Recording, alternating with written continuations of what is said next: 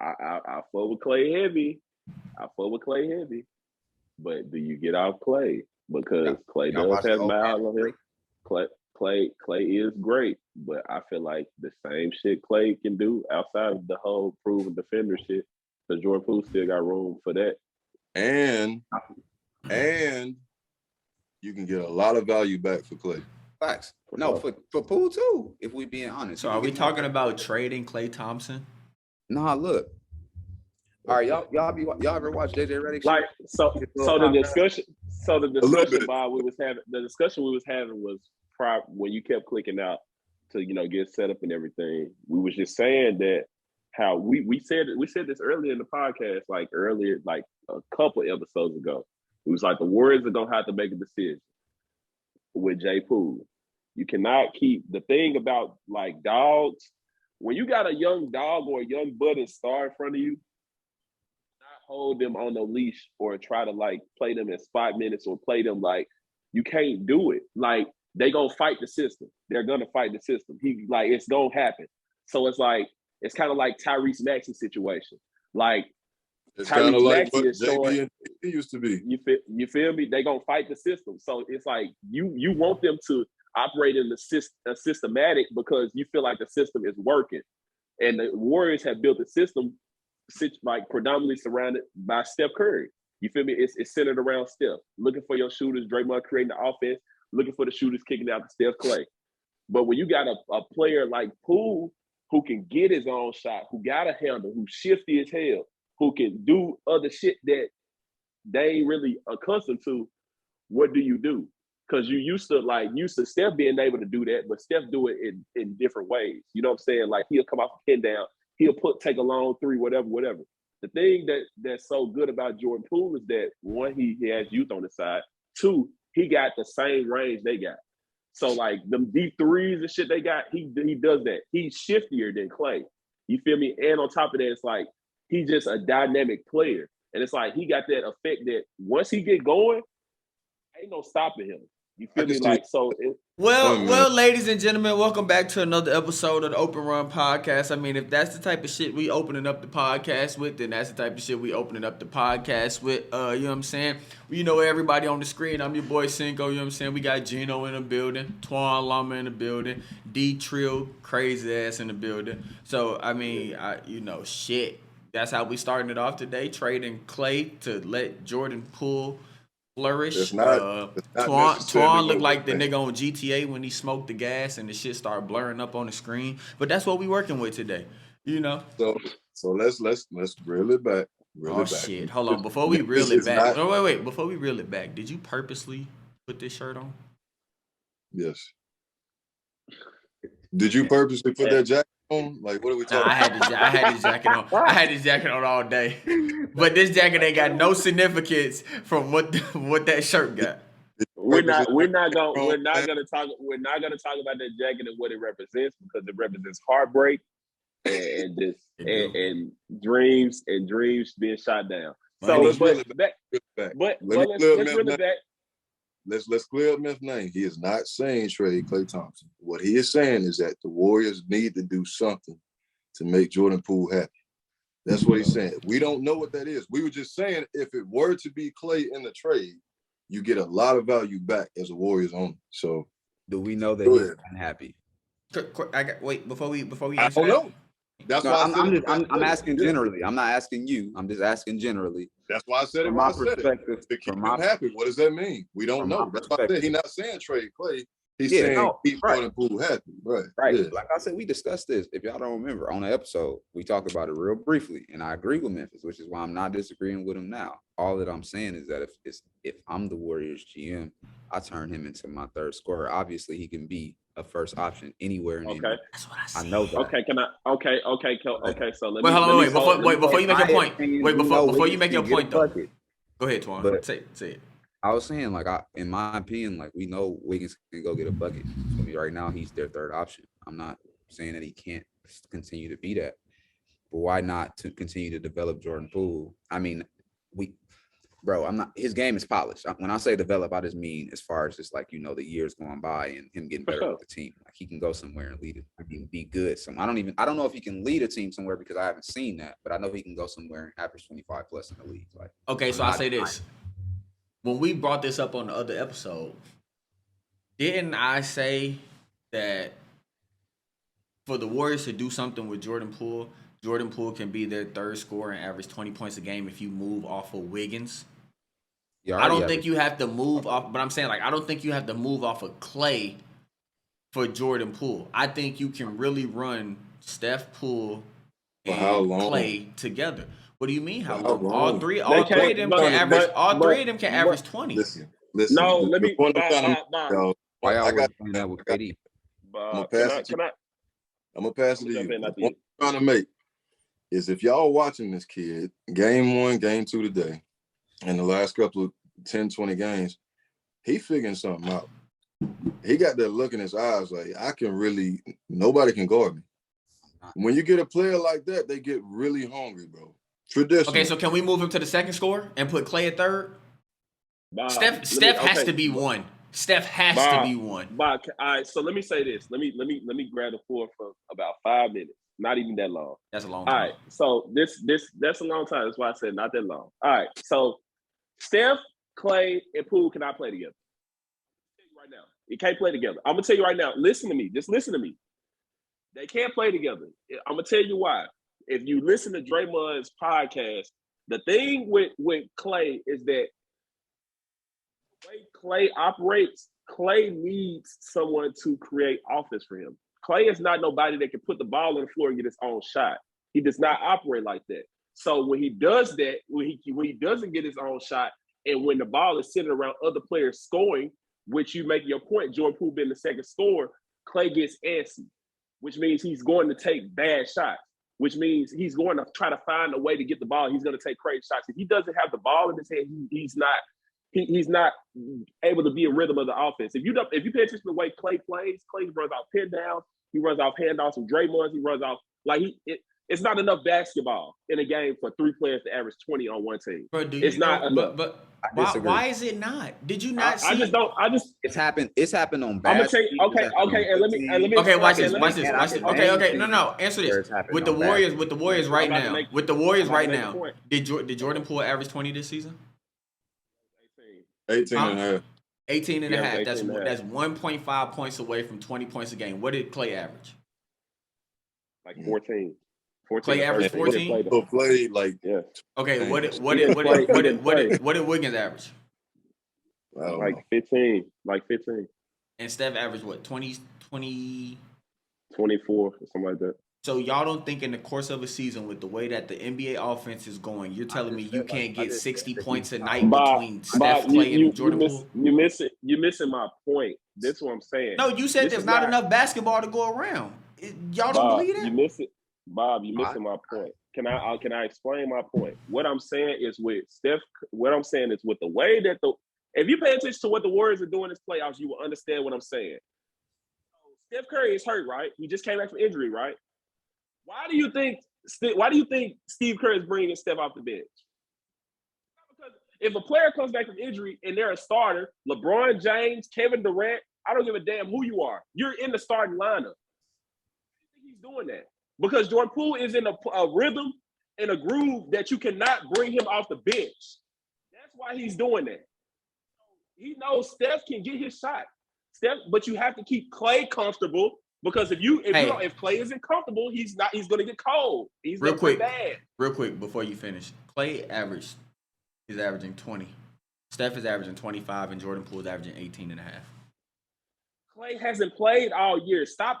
Bro, it don't matter if he played all year. Think about how many games he's played. Clay has played 32 games. If that's not enough sample size, it's an 82 game season, Bob. He was 9 games away from playing half the season. Is that not enough sample size to say that them 3 niggas can average 20 a game together? Bobby, that's like saying Kyrie is the best scorer in the league because he averaged 25 games over 30 games. That's like saying he's that. Myth, this is what I'm telling you, Myth. I agree all the way up to the 20 that you can't have 3 players averaging 20 plus a game. That's all I'm saying is I feel like they can all average 20 a game. That's the only point I'm trying to make here.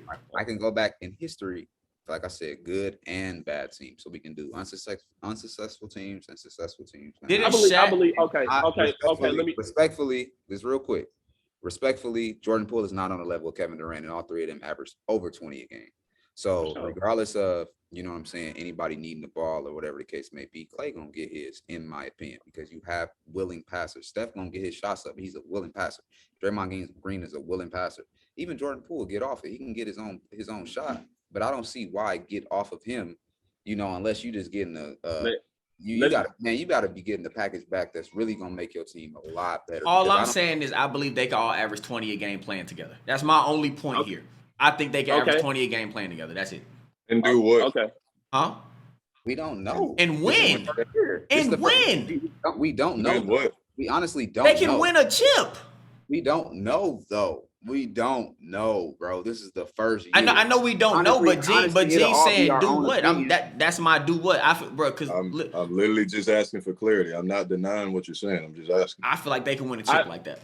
So this is what I'm trying to get like understood with. I understand what you're saying with 3 players averaging 20. I hate that y'all use the Harden and KD logic because they didn't play 82 games together. I need to it's Harden and KD. So I'm just saying. I'm just using that as an example. Talking about so I'm just saying. But over a full season, of course, I think for sure they can hold that up just because they're shooting or whatever like that. But all I'm saying is this to not get away from the point. Jordan Poole is a budding star. Just like the Warriors are going to have to make a decision with who they're going to pay. Right now, they have 3 players under contract that make a lot of money on their team, but they don't have flexibility for cap space. Steph is making a lot, Draymond's making a lot, and Clay is making a lot. And you got young bucks that's coming up behind them. Jonathan Kuminga, people forget about him. He's a good player. But Jonathan Kuminga got like 2.5, 3 years before they got to pay him. Okay. It comes down to you want to win, or do you want to go get the bag and believe in yourself to go win somewhere else? That's what it comes down to, in my opinion. It's gonna come down to that, and it's gonna come down to that. And for young players, they're gonna probably gonna choose the bag. My only argument was that he's he's not playing for the Toronto Raptors. He's not playing for the Brooklyn. Not even saying that these are bad franchises. He's playing for Steve Kerr and the Golden State Warriors. At the end of the day, bro, they move the ball more than any other team in the NBA. It's all that I'm saying. He's in a position now that where he's younger than us. He can go somewhere and get a bag and believe in himself and go. I've seen a lot of players. Hey, can I throw a point in there though? I've seen a lot of players be in that system and not be able to thrive. Hey, let me throw a point in there about what you said though about salary cap. Wiggins is the 3rd highest paid player on that team. So you move off of Wiggins. Wiggins is getting $33 million a year. Jesus Christ. You move off of Wiggins and you pay Jordan Poole. How did he get that contract? Because he got the max when he was in Minnesota, 5 years, like 155 or something. A lot can happen. That's all I'm saying. A lot can happen. If I'm the Warriors, I keep him. I'm not saying that he can't go nowhere else. That's what I'm saying from the Warriors' perspective. Y'all were talking about Jordan Poole. I'm saying as a team, like if I own the Golden State Warriors, I got a lot of thinking to do this offseason. You move off of Wiggins. That's the only thing you do. You move off of Andrew Wiggins. But Bobby, listen to me. All right, let me make a point here. All right. The Warriors, the reason the Warriors have Andrew Wiggins is because of the effect that their dynasty had when they had Harrison Barnes. You need a multi long wing defender. Yeah. Different players. Your LeBrons, your KD, and this and that. You cannot. Clay does. I don't. Bob. I don't care how good of a defender you think Clay is. Clay ain't no damn Marcus Smart or none of that shit. So he's a better defender than Andrew Wiggins. Is he not? I'm not gonna belittle Clay. Is he not a better defender than Andrew Wiggins though? Only because off his injury. Can somebody do the research? Do the research if bring up if Clay. Yeah, bring up if Clay has made first team all defense. Somebody do the research right now. I just want to know. Search that right now. I'm just saying, just search it right now. I just want to know. Like, seriously. I get that. But come on, man, we can do that and say a lot of shit is politics in the NBA, just like it is in any other corporate job, anywhere you go into America. Before Clay had an injury, he was Clay made all defensive second team the year he got hurt. I'm just saying that I think that Clay is a good defender, respectfully. Before He is a good defender for a sure. really good Clay defender. Clay Like, made all and- defensive second team the year he tore his ACL, 2019. Okay. But I'm not gonna sit here and compare. Like I don't think Clay is as good as defender as Marcus Smart is. Obviously not, but I do think that he's before he was injured, he was a really good defender. A lot of times he would guard their best player. Shout out Marcus exactly. Smart, man. Exactly. Shout out That's what I'm Marcus Smart. saying. Because we never got to my point real quick about this whole, the Jordan Poole shit. I was watching the old man and the three, bro, and KD was talking about how, when they ended up trading Harden that summer, how he was young and he didn't know, the politics and the business of the NBA and like really to have his say so in the front office because, he knew how good Harden was, but it wasn't until reality hit where he was like, why the fuck did we do that? You know what I'm saying? And right now, shit's sweet with the Warriors. Everything looked good. Clay off of injury. Steph is in his prime and Draymond and all this stuff. But bro, as we know, things turn quick and people just get older. Why trade him? From the Warriors' perspective, unless you're gonna get back, like I said, some really good valuable pieces to your team, But back to what we live with. We can do what ifs and buts and ifs and all this shit, but like, man, we always talk about the Thunder. If Harden didn't leave and this, that, and the third, like it's I just look at it from that perspective. You feel me? Like I think. But back to what we live with. If he's happy, then nothing happens. For sure. All right, this is the Shout out last to thing. Marcus Smart, man. Look. This is the last Shout thing out I'm gonna Marcus say. Smart. Then we can skip Shout to out the next Marcus topic. Smart. But the Warriors right now, it's the third quarter. They're up 60-51 on Denver in game 2. Steph has 16, Jordan Poole has 17, and Clay has 10. Clay's taking 9 shots, Steph's taking 9 shots, Jordan Poole is taking 10 shots. If we don't think that can happen over a course of 82 games in the playoffs, so Bob, you proving my point for me. Clay has 10 points on 9 shots, which I told you. If Clay does not have the ball, he's going to jack. Memph, he's 5 for 9.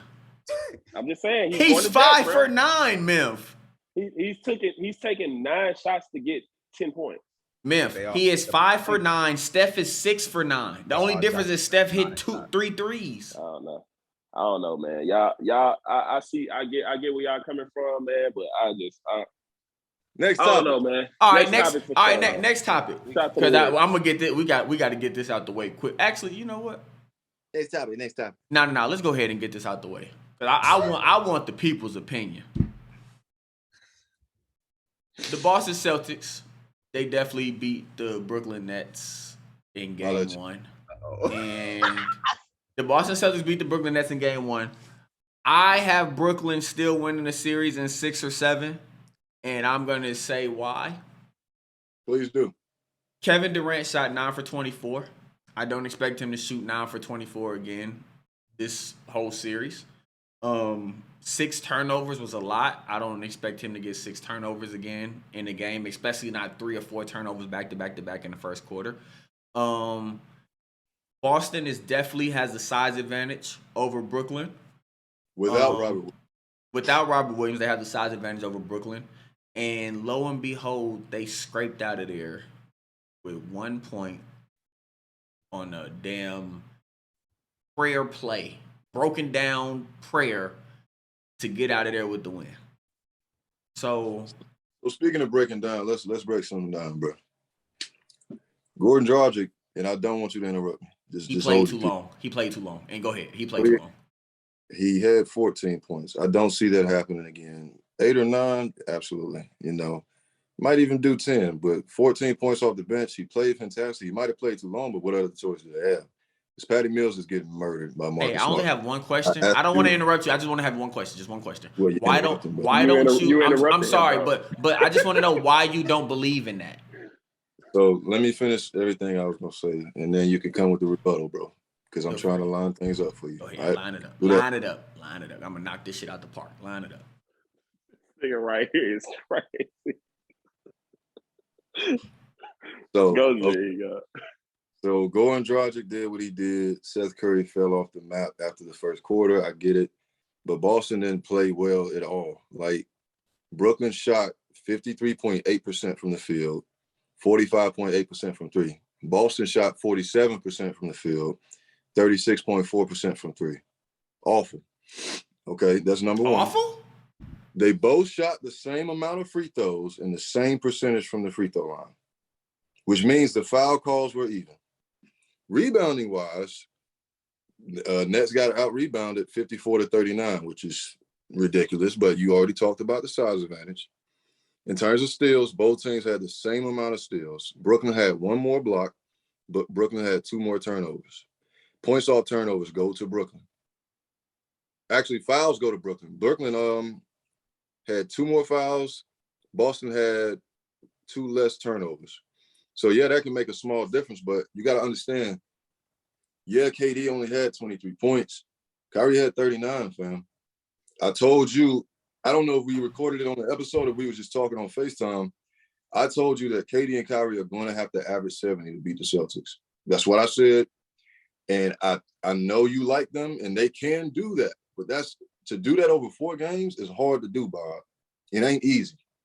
For 2 players to average 70 total points. With the Celtics, like I told you, when we talked about Brooklyn before, the Celtics can hit you in a lot of different ways. So when Al Horford do what he did, everybody like, oh, that ain't going to happen. No, it's not, because they're going to have somebody else step in. The Celtics can hit you in a lot of different areas. And this is, again, without Robert Williams. So if Robert Williams comes back game 4, we're shooting better, whatever it is, we're still going to out-rebound. Now we got our pick-and-roll guy who's a lot more physical than Al Horford, a lot younger. We can run now. And Tatum only had 31. He had to get off it. He had 8 assists. Had to only. Jaylen Brown didn't have the best game in the world. He was like 1 for 6 from 3 or something like that. Like 1 for 4. 1 for 4, whatever it was, but he didn't have the best game in the world. It was a lot of turnovers both sides. It was a sloppy game. Turned out to be one of the best playoff games I've seen in a long time, literally since last year. So with that said, yeah, it's a buzzer beater, and that's what it looked like. But when you look at that fourth quarter and that run that Kyrie went on by himself, I don't see that happening again, bro. What? Bro, a 15-2 run to start the fourth quarter. Are we talking about the same person here? So I just wanted to line up the stats for you. I also wanted to shout out Marcus Smart. Let me read something to you real quick before you go, because I want you to go. I want everybody to go. I feel like everybody has a slightly different opinion on this. But real quick, for people that don't believe that Marcus Smart is who he is and deserves Defensive Player of the Year, while he guarded Kyrie Irving on 26 total possessions, he only allowed 10 points on 2 for 5 of shooting. He guarded Bruce Brown on 11 possessions and gave up 0 points, which is easy to do because Bruce ain't got no game. And he guarded KD on 9 possessions, and KD only gave I'm too fast here. He guarded KD on 9 possessions and only gave up 5 points. What did KD shoot? So say it again. Shit, Jerry. I'm just saying. No, I'm saying, what did he shoot? I'm just looking at the stat line that was tweeted out by one of the journalists or whatever his name is. But the point is that, yeah, we talking about Boston. I get it. We're talking playoffs, and we're going to get into predictions. But just out of respect for Marcus Smart, since he did win Defensive Player of the Year, I know everybody on this call respects him. It's jokes going around like blah, blah, blah. Guard ain't won it, so they just gave it to him. No, they didn't. Marcus Smart been this guy. And I'm sick of the disrespect, bro. So with that said, man, outside of that, you're not going to see the statistics. Twan know exactly who Marcus Smart is. A lot of what he does is not show up on the stat sheet, falling on the floor, jumping after things, ready to guard any and everybody, throwing his body around, taking charges. You're not going to see that on the stat sheet. So shout out my brother. I don't know him, but shout out my brother. You know what I'm saying? Flowers to Marcus Smart. Very excited for game 2, man. This is going to be chippy, bro. This is going to be the best series in the first round, without a doubt. Okay. You made some valid points here. But I just want to bring up something real quick. Boy, stop smiling, I just want to bring up something. How tall is Marcus Smart? I'm going to mute myself. How tall is Marcus Smart? 6'6"? No, 6'4", something like that. 6'4". I just want to get something out the way real quick. Marcus Smart, 6'4". Okay. 6'4", yeah. We would say Marcus Smart is you guys' court. best defender, right? Sound like we in court, right? Marcus Smart would be you guys' best defender, right? Yeah, bro. Okay, so and he guarded. Bro. He guarded Kevin Can we Durant. talk about the No. playoffs, We are. I'm just asking. Why? He look. Why is he acting like public Hey, defender right Marcus Smart is 6'4", and Oh he my guarded God. the Nets' He best player. guarded No, him. hey. He guarded the Nets' best player, correct? He guarded a guard. He guarded the Nets' best player, correct? Who was listed. He matched up with him a few possessions. 9 possessions? 9 possessions. Okay, 9 possessions he matched up with That's him, not right? guarding him. That's not guard. 9 possessions is not guarding him. He matched Go up ahead. with him. He matched up with him more times than the other guy would. So he matched up with him 9 possessions. All right. Not more At than six Tatum. at 6'3", defensive player of the year, 6'3", right? Guarding a 7-foot tweener, who is the best player on the opposite team, correct? KD is not a tweener, bro. Kevin Durant has always been a small forward since he's come into the league. He has always had small forward next to his name, and he plays the 3 and the 4. KD has never been slotted at the 2, and he's never been slotted at the 1. He is a tweener, a 3-4. Right. He's been that his whole career. The 4 position ain't what it used to be. Nobody thinks of KD as a power forward, bro. At all. KD, if you ask anybody who plays basketball right now, Let's ask these guys. what would you classify KD as? He is a tweener, a 3-4. He can play the 3 and play the 4. Yes, I gotta agree with that. The tweener. He's a tweener. That's what you call it. He's a tweener, a 3-4. Can he play? Can he initiate the offense? Yes. But if you want to say Kevin Durant's a guard, that means when we say top 5 shooting guards in the league, we have to put Kevin Durant number 1. I get what you mean. I meant wing. He's a tweener though. He's a 3-4. Man, he ain't around there just. You think that's where you're getting it wrong, because you think a 4-man just automatically has to rebound the fuck out of the basketball to be considered a 4-man. And like you just said, the game has changed. He doesn't have to do that. When I think of a 4-man, I think of guys like Siakam. I think of guys like Giannis. Siakam is a tweener. Siakam is a 3-4. This don't have nothing to do with what y'all talking about, but I done seen KD on them boards, y'all. I told Gene that too. He averaged like 8 rebounds a game. Just because he don't average 11 like Giannis. With the Warriors, pretty boy. No, he averaged 8 rebounds this year. Yeah, no, I mean in general. Yeah, like. The only point I was trying to make about that was I wanted to make a quick hiccup that how we was talking about how Giannis never fucking guards KD and they're not the same position, but we got the defensive player of the year at 6'4", stepping up to the challenge and at least going to pick him up a couple of possessions in the game. Giannis lets fucking Wesley Matthews guard KD all fucking game. But let's go back to the game, okay? Open run viewers, I am so sorry that he is this way. If you've watched him episode 1, he just does not like Giannis. Open run viewers, I don't have a problem with Giannis. I have a problem with the fact that this is my problem with Giannis.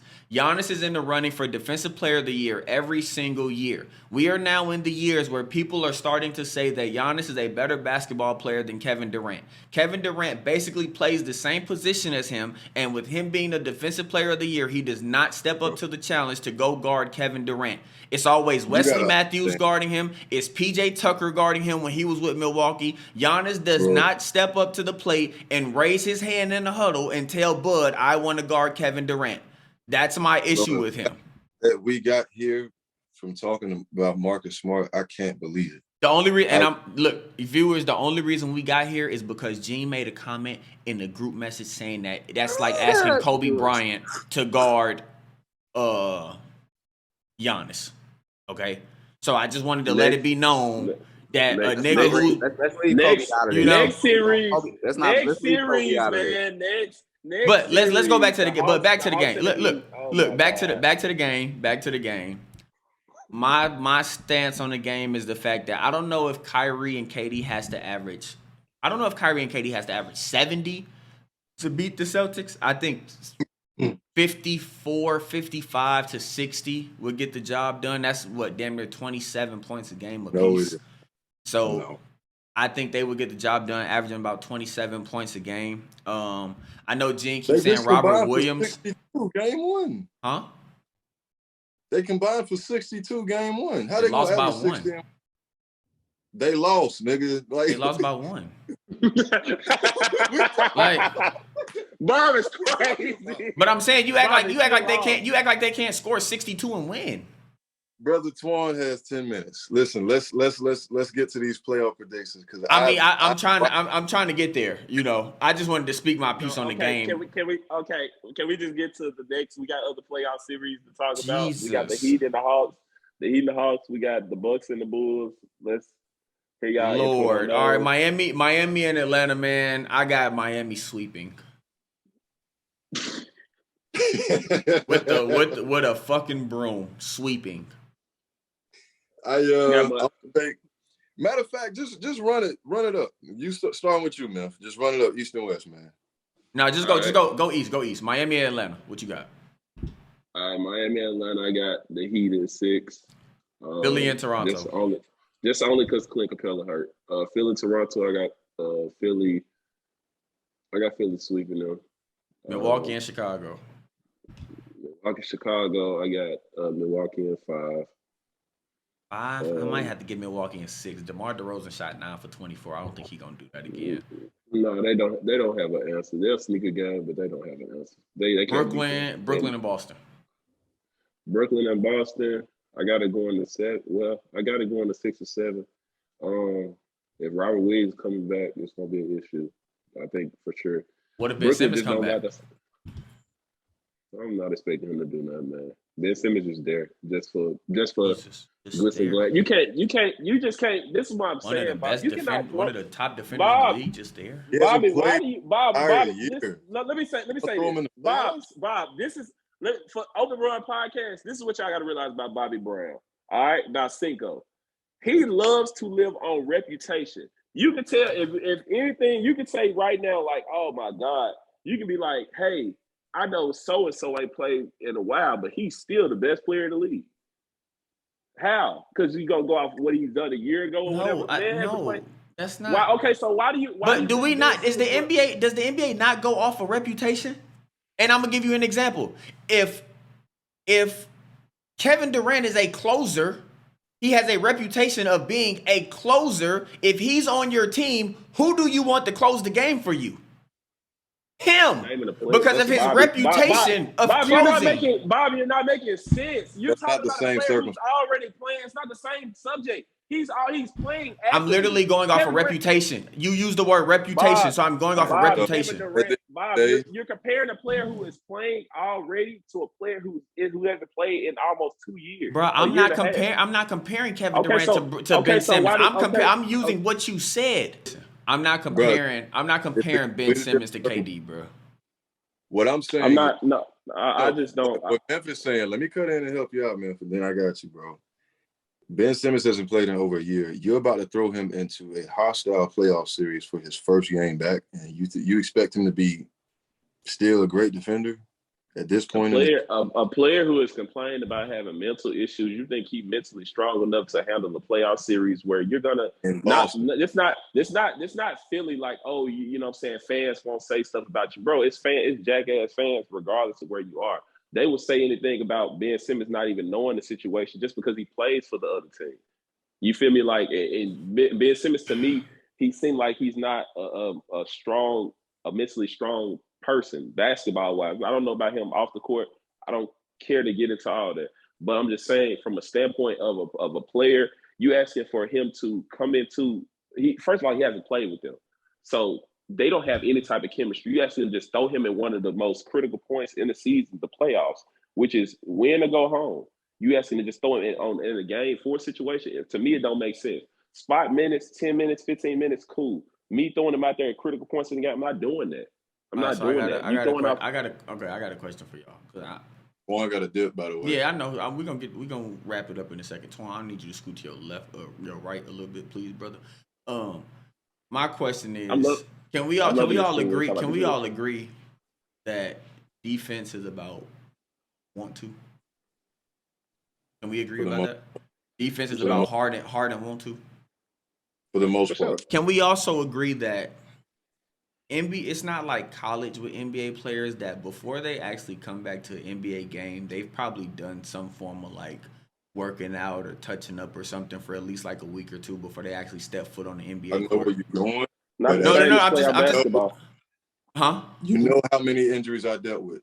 Right. And I did a lot of rehab, a lot of training, but when you hit that flow, it's scary, bro. You saw how Clay looked. But Gene, the difference about that is I've gone through the same amount of injuries too. But the way we come off of injuries in college and stuff and go and hit the floor, that routine for us is totally different than an NBA player that's Great. coming off an injury and He how may long be it takes them to get on the floor. He may be It's in good. perfect physical shape, but to go and guard a player that was top 10 in scoring this year and loves to cook Brooklyn, like Tatum, to go out there and you think he just finna guard him crazy. He may not guard Tatum, but he can help rebound the basketball.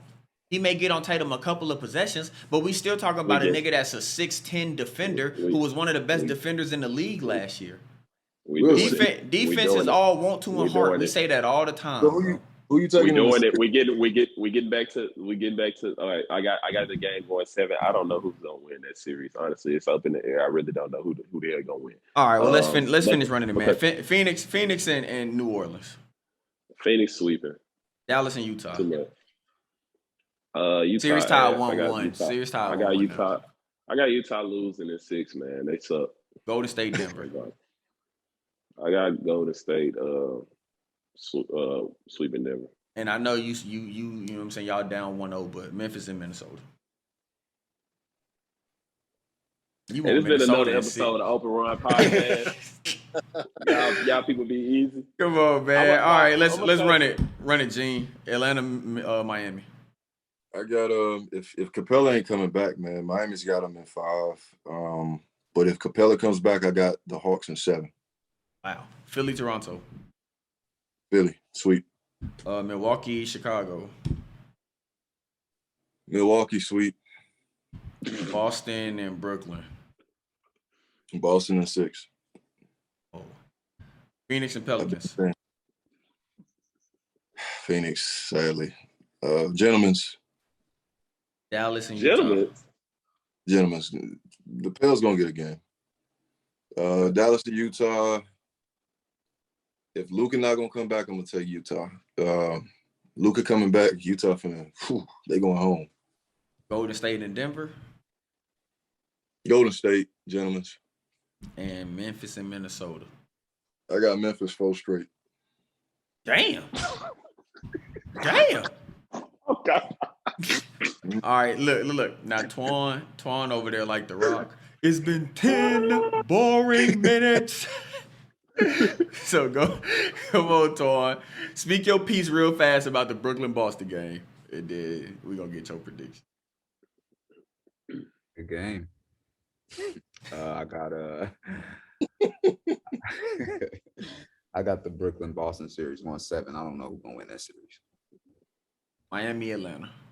That's how you know it's a good series, man. I got Miami in 5. Philly, Toronto. Philly in 4. Milwaukee, Chicago.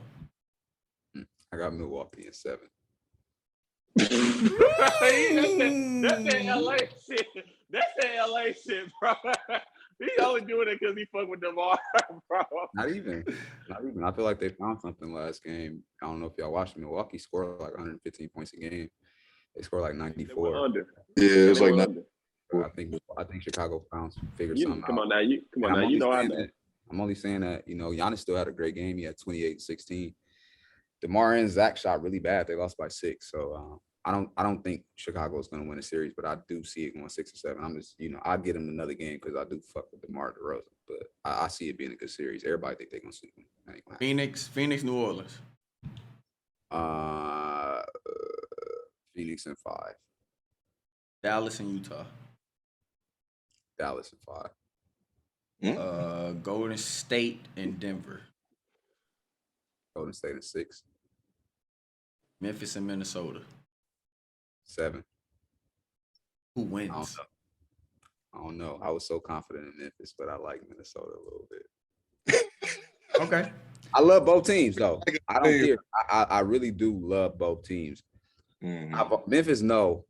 A lot of y'all viewers, y'all probably don't know, but I've always been an undercover Memphis supporter, even when like it was grit and grind way before Ja Morant even was a thing. So, I would like to see Memphis advance, but I think Minnesota got some, man. I can see it going 7. I'll say that. I like Minnesota. I ain't gonna lie, but I got Memphis turning it up for real. Yeah, I think they might blow them out next game, but they got to go back to Minnesota. All right, man. I got Miami, Atlanta, Miami. And that's sweeps. been another episode. Nah, Miami sweeps. Philly sweeps Toronto. Yikes. I think I'm going to go.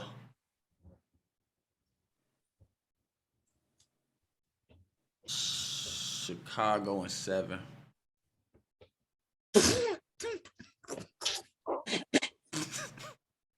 This nigga is crazy, bro. No defending champs. No, I still got Milwaukee winning. No, I got Milwaukee winning. I just wanted to stir it up for Gene. I just wanted Gene to get you know what I'm saying, ruffle some feathers, because Gene like, oh, Nope. Gene was finna scream up and down, I hate Giannis. Nope. I didn't have to do nothing. The fans was gonna tell you. No. Man, I got Milwaukee in 6. I got Brooklyn in 6 or 7.